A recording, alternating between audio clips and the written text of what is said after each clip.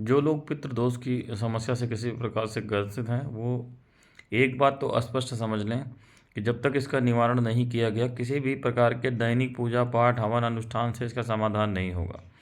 पितृदोष का जो प्रभाव है सबसे ज़्यादा घर के बड़े लड़के पे ऊपर आता है। और आप चाहे जितना भी पूजा पाठ यज्ञ अनुष्ठान अन्य देवी देवताओं का कर लें, अगर पितृदोष घर में है तो घर की उन्नति वैसे नहीं हो पाएगी जैसे आपके प्रयासों से होनी चाहिए। यानी 70-60% ही उन्नति हो पाएगी 100% प्रयास करने पर। दूसरी बात यह है कि इसका प्रॉपर समाधान गया जी में जा कर के जिसका जो क्षेत्र लगता हो, वैसे गया जी में ही प्रॉपर व्यवस्था है इधर के लोगों के लिए, उत्तर प्रदेश इत्यादि के।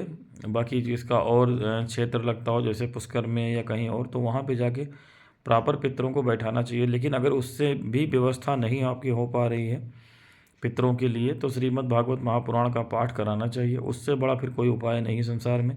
चाहे जैसा पितृदोष हो वो पूरी तरीके से दूर हो जाएगा। और भागवत कराने में ये विशेष रूप से ध्यान रखें कि कथा जो है संस्कृत के जो 18,000 श्लोक हैं वो पढ़े जाएं।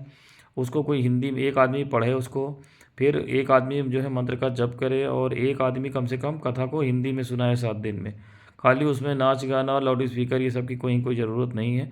उन्हीं पितरों के नाम से संकल्प करके आप 18,000 श्लोकों का पाठ 7 दिन में पूरा कराएं, और जो है जप कराएं, हवन कराएं, और जो है एक आदमी कथा वाचे पूरी तरीके से, जो भागवत का पूरा दिया हुआ 18,000 श्लोक का अर्थ बताए 7 दिन के अंदर।